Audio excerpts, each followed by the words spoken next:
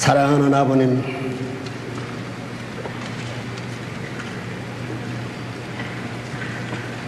오늘 이 자리에 모인 선남선녀로서 아버지께서 세우서 싸우니 영원하신 부부의 인을 맺기 위한 거룩한 식전 후에 당신의 무한한 사랑과 축복이 같이 하시옵소서. 영계와 육계가 주시하는 가운데 저희들은 역사적인 새로운 가정의 전통을 세우기 위하여 순환의 길을 거쳐오면서 이 길을 개척해 나왔습니다.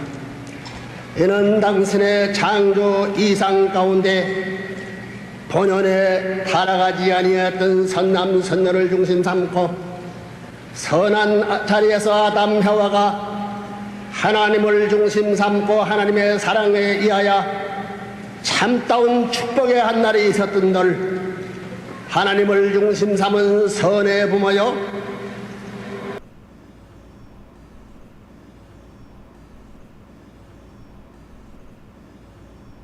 My name is Abigail, or Abby Sayre. Have you ever stolen anything? I've definitely stolen things. Do you want to talk about what you've stolen? Sure. I mean, just like silly, I think there was a time when I was much younger when I sort of got a thrill out of like stealing things at convenience stores, like lipstick or stuff like that. I guess it's hard to say. It was like a long process of leaving, but by the time I was probably 24, I was like out and not looking back. My world had I had been so expanded to the point where like the church became less and less necessary, and I could look at it more and more critically. So even in 2008, I was looking at it pretty critically, but I remember still going to church, like definitely still going to these big ceremonies at the Manhattan Center, and right across the street from Madison Square Garden.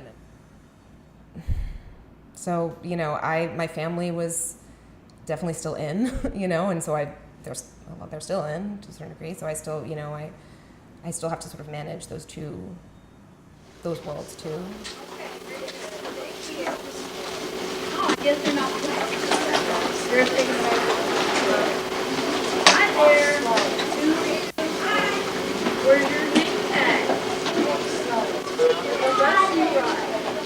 That's you right.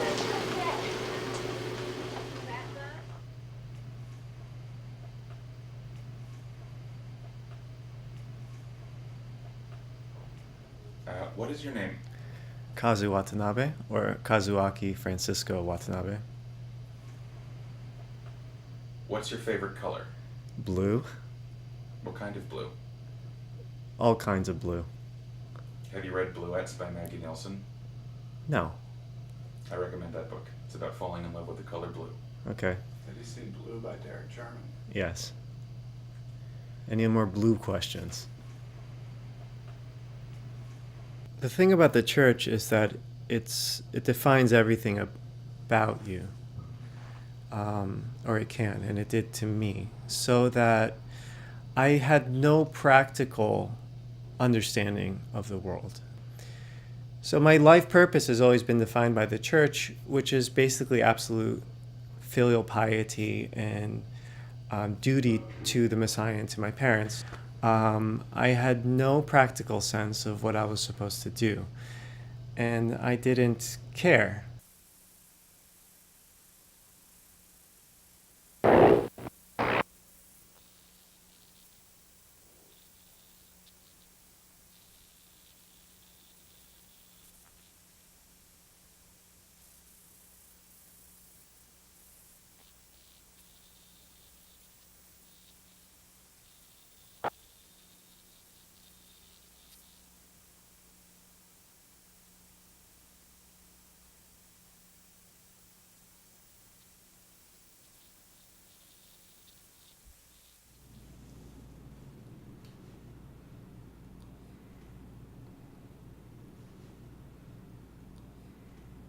My name is Mitchell Ildo Henkin. What bothers you for petty reasons? Oh man.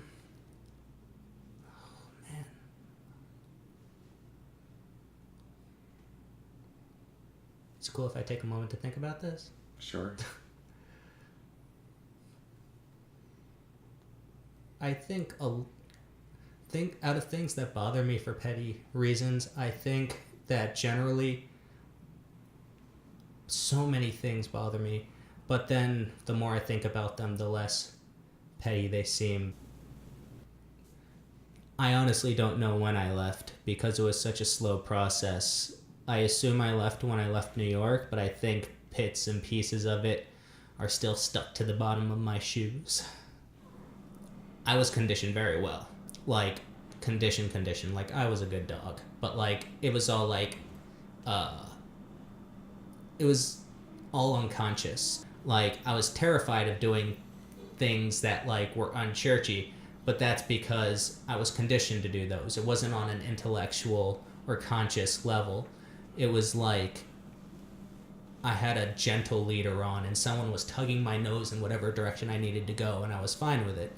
Reverend Moon started his church in the 1950s in Korea, and then the doctrine of the church as I was taught is that my parents, were fallen people. They were not of a pure lineage, and that they had to, sort of atone for that by getting an arranged marriage and going through certain rites and rituals to cleanse themselves and start this new family, and that my sister and I were born because of all that sacrifice and because of the spiritual conditions they made and the things they chose to do by following Reverend Moon. My sister and I would be born different. We would be born special and sinless. And it's this very, like, that's the magical thinking of it. Like, I don't remember ever getting a better explanation than that. Like, that somehow magically my body can, like, I am different. I'm spiritually different than other people. That I certainly believed. It's a lot of pressure. It's so much. Like, what they believe is what my parents, they got blessed one another as strangers and had to go through this whole 3-day sex ritual. It's bizarre. Beating each other with bamboo, like, there's all this weird shit. You're on camera. May his parents deserve to raise him up to the study of the law, to the nuptial canopy and good deeds. Let us say amen. Amen. As I started leaving the church and had to figure out how to live on my own, it was like really like starting from a blank slate. And I didn't have parents that could give me guidance because they have no idea what the fuck. They were always, there's a degree of gullibility to allow yourself to be, I shouldn't say that, existentially, it was a complete void. It was a complete lack of understanding of myself or what I should be doing. Let's see, what did I think as a true believer? I'm gonna be honest, it's hard. It's hard for me to even recall something like that because I don't believe any of that bullshit anymore. And so there's a part of you that's like, I almost don't remember. Probably something sad. Like, I just remember feeling really, really sad a lot of the time. Whether you're sad about the fact that you've broken God's heart and you've sinned and you've done something so awful that it's caused pain, or whether you're sad that you feel like the church, I'm sure I felt at some time that the church wasn't living up to its ideals, so I was sad about that. And probably in time I was also just really deep, like, I don't know, I remember the last time that I really truly believed was when I got my heart completely broken. So I just remember feeling like I'm tired of feeling this way. But I definitely still believed at that point, so I just knew I was tired. I was expected to remain a virgin until marriage. I was expected to have an arranged marriage, have children. It's definitely not a choice not to have children, which was another incredible, like, bombshell revelation to me as a young woman. I was like, oh my God, this is a choice. Like, I don't have to do that. It was pretty mind-blowing. And you're expected to, like, do God's will and sort of, like, restore the earth to its original glory before it was put asunder by Adam and Eve and all the, as second generation, had to be perfect. We were the perfect generation. In their eyes, we were going to be the gods of the world. But with little g's. They did a lot of specifications. Gods with little g's, you know, like leaders, but still using the word God. Like, and they believed the world was going to be perfect by the year 2000. When it wasn't perfect by the year 2000, it was our fault, and we had to do a bunch of like conditions and stuff in order to like correct that, and then it was going to be perfect by another year, and it just kept on, you know. I don't know how they're able to keep doing that. Like, come on, guys. And I think that tied into a lot of my schizophrenic episodes as well. Like, if you're told you're going to be a god your whole life and you go a little bit crazy, you're going to think you're a god, I guess.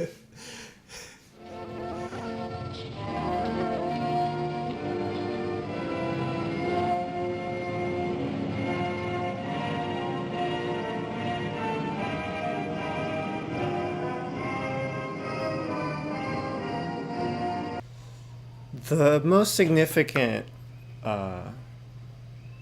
event or moment that I can at least symbolically point to for that kind of break between old and new is probably my divorce, which was a marriage arranged through the church, and which lasted several years after already leaving the church ideologically or in any practical sense, except that I have this relationship that lasted only or existed only because of the church. I got matched, and I realized over the course of that matching, it's just like, I am terrified of this person. Like, I think I really like them. Like, I might even love them. I don't know. I shielded myself from feeling everything because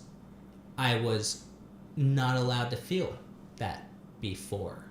I felt more pressure from the community, I think, to go through with that than my parents. My parents were pretty patient with me. And I think to their credit, I grew up in a house where education was the expectation. It was expected that I would go to college and it was perfectly acceptable for me to do that first and to wait, you know, for matters of matrimony and all these things. And I really think that is a huge deal. Not everyone got those opportunities. I know other people were pushed into fundraising or to get married really, really young. I know people that were matched at like 18. So I never had that pressure necessarily from my parents, but they did hint. They were sort of like, you know, let us know when you're ready to find your special someone. And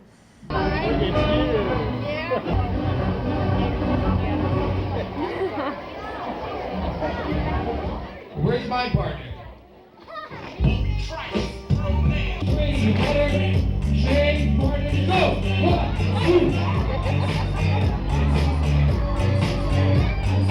Raise your hand. I'm gonna catch somebody. Who needs a partner? Quickly. Bolt. Wait, there's another man missing. Where's the man? Come over here. Wait.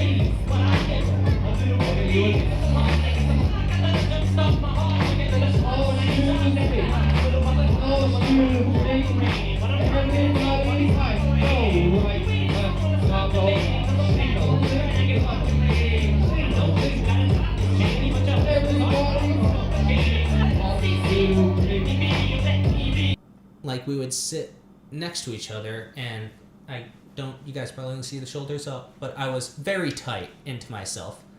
Like, right now I'll describe my hands are like between my knees and my knees are together. Like that, all the time. I didn't know how to talk to this person. Like, I could talk to girls that were friends, fine, but there was like, just the implication that this could be something else was so overwhelming that I just collapsed into myself and I couldn't function around this person. And it was after, like, she broke it, or she made it so I would break it off. It was a really weird thing. I'm not going to get into that. But it was after that stopped working out that I think I had it. I realized that I was ruined. One thing that sucks about being a part of something like this is that you feel like your life is taken from you, like even your memories aren't safe. So again, it's like I have to sort of think about that girl and have ultimate compassion for her, because she never should have been put in those situations. You know, I never should have been asked to confess certain things about my private thoughts and life to like male adults who weren't my family. You know what I mean? Like there's so many lines that were crossed, and I was taught some really unhelpful things, and I was but at the same time, like man, I sang songs in the woods. Like we ran in the woods, and we walked through waterfalls, and we played music together. Like we sat around with guitars and really enjoyed making things. Like we were artists. We were, I don't know, Yeah, I had very close, very meaningful friendships, many of which have lasted to this day, from the church. And I mean, when we were in high school, we had a band, and it was a really shitty ska band, which is embarrassing as an adult in 2018, but nevertheless, it was a very close group of friends. We would have practice several times a week, and I often look back on those times pretty fondly. A lot of it is embarrassing because it's so tied to the church, and the music itself was quite bad. Some of the lyrics make us cringe because some of them reflect Mooney ideology, either purposefully or accidentally. But nevertheless, it's mostly a positive memory. I don't know what birthday this was. We were watching The Perfect Storm. I didn't want A Perfect Storm, by the way, for my birthday. But my dad loves that movie, and he'll get it any chance he could get. And we were watching the movie, and my dad was really angry at my mom about how much she spent on the birthday, and they were having this big old argument. My brother is trying to watch the movie, Levi, big brother, and he tells my dad, kindly shut up. My dad just walks over and stomps on his chest, and he had trouble breathing for a while. My mom called the police. The police came. At that point, my mom was starting to take my dad's side, and then like the police kind of took my dad's side too. It was very much a, yeah, if my kid told me to shut up, I'd kick his ass too, sort of deal. And that was my birthday. And I can't wait till I'm 3. Okay, it's not time to cut it. Hey, lick that knife. You can look at it. Wendy, looking pretty good, Wendy.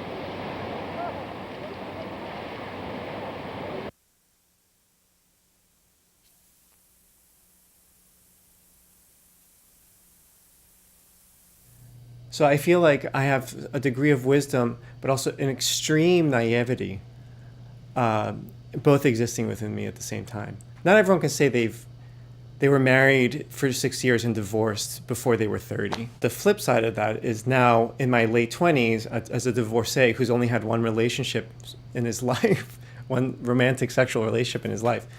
Complete naivety and not knowing how anything works in terms of dating, in terms of romantic love, in terms of sex. As someone whose a complete understanding of life has been erased, have to question everything. And I'm still struggling to find out what the point of any of this is.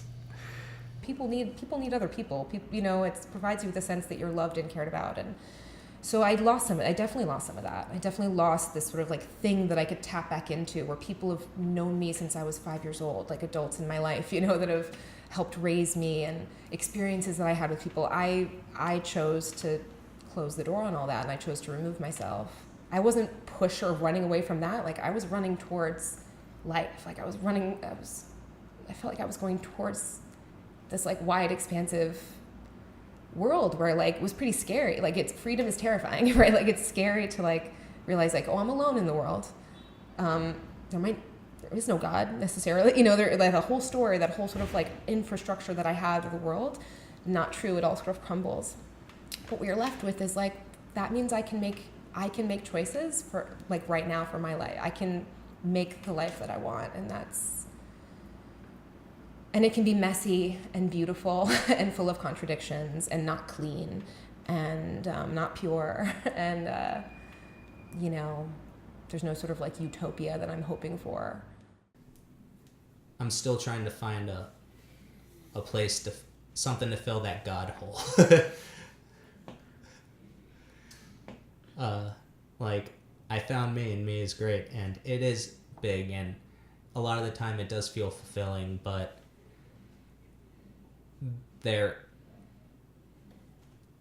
it's a process trying to find solace in the emptiness. And I do I built myself up, and what I do, I did because of me, and what I do for me.